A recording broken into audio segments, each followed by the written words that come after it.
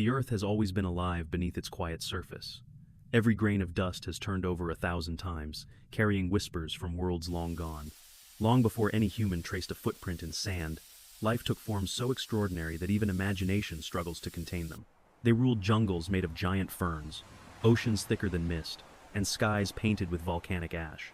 They were not dragons or myths. They were real, the monsters that time forgot. Their bones now sleep beneath mountains, yet their shadows still stretch through the corridors of evolution. In the deep silence of prehistory, the planet was still learning what life could become. Oceans were the first laboratories of possibility.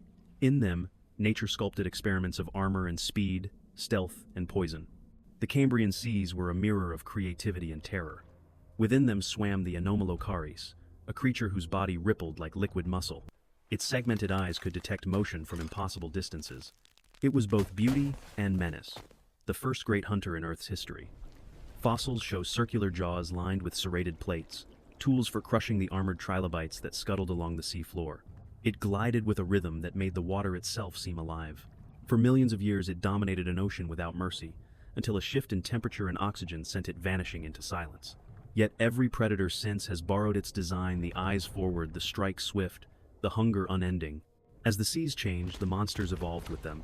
In the Devonian, the ocean turned into an empire of armored giants. Among them was Dunkleosteus, a titan with jaws so powerful it could bite through bone and shell with one motion. Its skull looked more like a weapon than a face, metal hard plates hinged like a guillotine. It did not chew. It crushed. It did not chase. It ambushed. In those waters, the first vertebrate arms race began. Each prey evolved thicker armor. Each predator developed more power. When the balance tipped, extinction followed. The Dunkleosteus vanished as quickly as it had risen, leaving behind fossils that gleam with iron-like minerals, as if time itself remembered the pressure of its bite. On land, life crept forward timidly at first, then boldly. The Carboniferous forests rose high as cathedrals, dense with trees that bled resin instead of sap. Oxygen filled the air to levels unseen again in Earth's history. Insects grew to the size of birds, their wings shimmering like glass in the damp air. The Meganeura, a dragonfly with a wingspan wider than a hawk's, hunted among them. To smaller creatures, its shadow meant instant death. Its flight was silent and precise, guided by compound eyes that could track motion invisible to human sight. In that era, even air could be a battlefield. Fossils of Meganeura's wings preserve the fine lattice of veins that once carried living air, a map of the ancient sky. Deeper in the shadows of those same forests crawled creatures stranger still. Among rotting logs moved the Arthropleura, a millipede as long as a car, its armor gleaming with the moisture of decay. It crushed plants beneath its weight, and left tunnels in the forest floor like scars. The sound of its passage would have been the rustle of metal leaves, a whisper that sent smaller life scattering. Yet this colossus was no hunter. It fed on dead wood and fallen ferns, a peaceful titan that shaped the soil and the ecosystem. When the air's oxygen dropped and the forests receded, its bulk could no longer survive. It vanished, leaving behind only its tracks turned to stone, like the footprints of a ghost. Then came an age of drought and flame. The Permian deserts were lands of extremes, where life learned endurance or perished. Out of the dust rose Dimetrodon, neither reptile nor mammal but something between, a creature built from evolution's hesitation. A sail of bone and skin arched from its spine, a living solar panel designed to trap warmth in the chill dawn and release it under the noon blaze. Its teeth, curved and serrated, marked it as the first true apex predator on land. Fossils reveal puncture marks on the bones of other creatures, the evidence of precise, repeated killing methods. Dimetrodon was not mindless. It hunted with strategy. When the Permian extinction came and erased 90% of life, its lineage ended, but its design lived on. Every predator that came after carried a fragment of its blueprint in muscle and bone. The world broke and began again. After the catastrophe, the Triassic dawned with smaller survivors. From them came new shapes, strange and daring. The seas, now warm and filled with nutrients, hosted a creature that glided like a weapon. The Nothosaurus, with its long neck and needle teeth, could slip between coral labyrinths to seize fish before they even sensed movement. It hunted in silence, using its lungs to hover neutrally buoyant just below the surface. Each rib was shaped like a blade, flattening its body for speed. Its descendants would one day give rise to the plesiosaurs, but in the Triassic it ruled alone, a ghost in the water. Meanwhile, on land, the first dinosaurs began to test the ground. They were not yet the giants they would become. They were slender, fast, and hungry. Among them prowled Coelophysis, a hunter no larger than a human but twice as quick. Its hollow bones made it light, its claws fine and curved like surgical tools. Fossils found in what is now New Mexico tell of packs, dozens of individuals fossilized together after a flash flood. Within their ribs lay the bones of their own young, a grim sign that starvation had turned them against themselves. Even at the dawn of the dinosaurs, hunger was the oldest law. When the Jurassic took hold, size became a weapon of its own. The Earth's warmth and rich vegetation gave rise to titans. Brachiosaurs towered above forests, moving through treetops like ships through fog. But it was not the herbivores that made the era terrifying. It was the predators that followed them. The Allosaurus, leaner than the later Tyrannosaurus, ruled with relentless agility. It could leap, pivot, and strike with claws sharp enough to shear through tendon and hide. Paleontologists have found bone fractures in sauropods that match the exact curvature of its teeth. In one fossil, a half-healed wound on a vertebra shows where a giant had survived a failed attack proof that even monsters could endure monsters. Yet the true horror of the Jurassic did not always walk on land. The skies were filled with wings of bone and skin, the pterosaurs. Among them, Quetzalcoatlus reigned supreme. Its wings stretched over 30 feet, its body tall as a giraffe. It hunted the shorelines, stalking smaller creatures before launching into flight. Imagine the shadow of such a being crossing the sand, silent except for the soft drag of wind. Its bones were hollow, yet strong enough to bear its weight in air, a paradox perfected by time. When fossils of its neck vertebrae were first studied, scientists realized the structure was unlike any other animal's, a latticework of microscopic struts that balanced strength and lightness to impossible degrees. It was not fantasy. It was physics pushed to the limit. In the oceans of that same era swam the Leopleurodon, a marine reptile longer than a bus and heavier than an elephant. It did not chase its prey. It ambushed from the darkness, using pressure waves in the water to detect motion miles away. Its jaws could open wide enough to swallow a shark whole. The sea around it must have been a theater of sudden violence, a flash of teeth, a whirl of bubbles, and silence. Fossils show its teeth embedded in the bones of other marine reptiles, scars from ancient battles. The marks tell us that it did not feed often, it did not need to. One meal could sustain it for weeks. The ocean belonged to it until the day oxygen levels fell and the tides shifted. When the Cretaceous dawned, life reached its peak of experiment. Colors brightened, ecosystems diversified, and the arms race of survival grew intricate.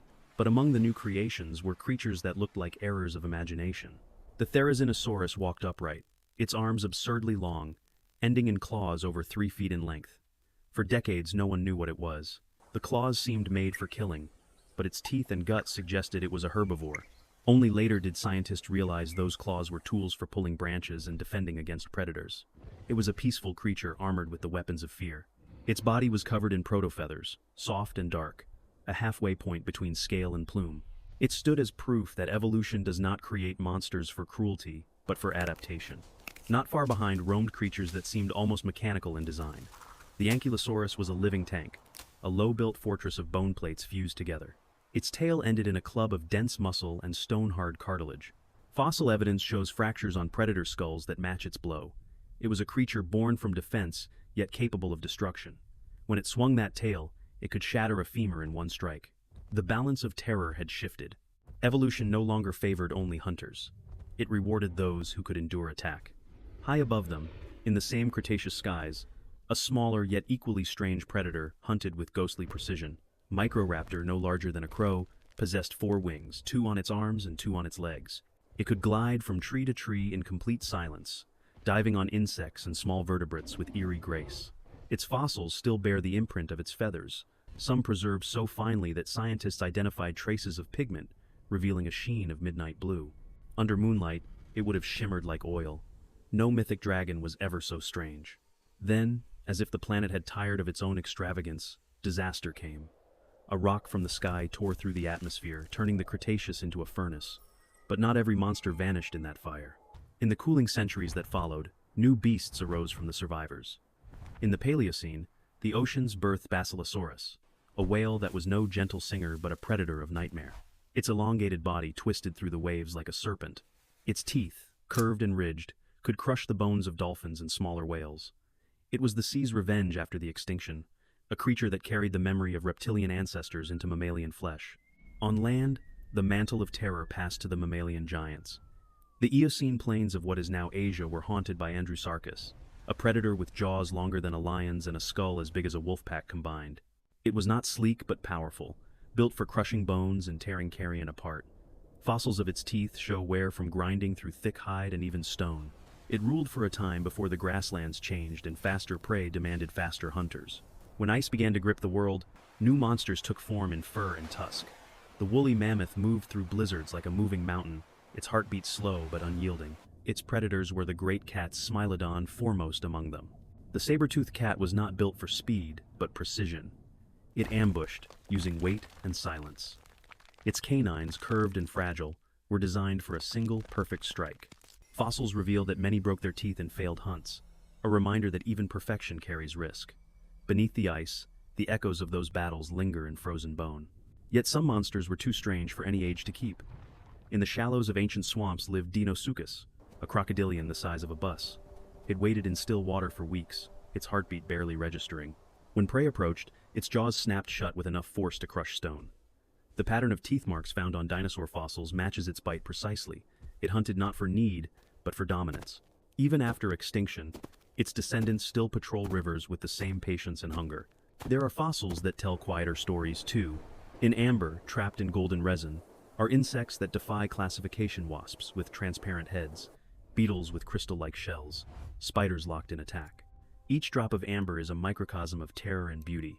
Some of those insects still carry pigments that reflect ultraviolet light, invisible to us but once luminous in prehistoric forests.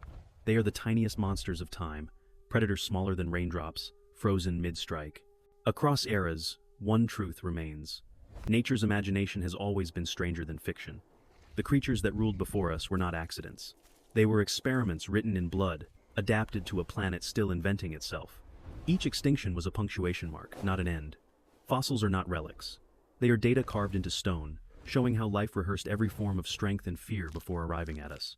When scientists lift a fossil from the earth, they are not uncovering death, but decoding memory. Under microscopes, they find patterns in bone growth, traces of stress, fractures healed or unhealed. Each one is a biography in silence. A healed wound tells of survival. A shattered vertebra tells of ambush. Even the shape of sediment around a fossil records the texture of the world that entombed it, the speed of water, the density of ash, the rhythm of decay. In these details lie insights we have only begun to imagine. And yet, for all we study, some mysteries refuse to yield. Fossils of creatures with no modern counterparts still puzzle science. Spiral-shaped shells with no known function, skulls built like hammers, skeletons that suggest muscles arranged in patterns unknown to any modern anatomy. Perhaps they represent branches of life that led nowhere, or perhaps they are reminders that evolution does not erase imagination, it hides it. The monsters that time forgot were not villains. They were participants in nature's experiment, instruments in the long composition of survival. Some were built for strength, others for endurance, some for deception, others for spectacle. In their rise and fall, they shaped the chemical, physical, and biological balance of Earth itself. Without them, there would be no forests, no birds, no mammals, no us. If we could walk through those vanished ages, we would not find chaos. We would find order written in unfamiliar alphabets, patterns of competition, adaptation, and consequence. The seas would glow with bioluminescent hunters. The forests would hum with insect empires. The sky would darken under wings large enough to cast dusk over valleys. The ground would tremble not from earthquakes, but from movement itself. Even now, every living thing carries traces of those forgotten monsters. Our bones echo theirs. Our instincts mirror their choices. When we flinch at sudden movement or feel awe before vast landscapes, we are remembering something ancient, something buried deep in time's memory. The earth has erased their bodies, but not their lessons. Each fossil we uncover reminds us that creation and destruction are not opposites, but partners. What seems monstrous was often the beginning of something necessary. What seems extinct is never truly gone. It survives in the next shape, the next breath, the next species. When the wind passes through canyons or waves erode cliffs, it reveals fragments of those lost worlds. A tooth here, a claw there, a feather pressed into stone. The earth itself is their archive, rewriting them in every storm and every tide. The monsters that time forgot never really vanished. They wait in silence, beneath our feet, beneath our memory, reminding us that the world we know is only one version of what life can be. Time will forget us too, one day. But perhaps, in some far future, another intelligence will uncover the fossils of our era and wonder what we feared, what we hunted, and what we loved. And when they do, they may say of us what we now say of those who came before, that we were strange, imperfect, and magnificent.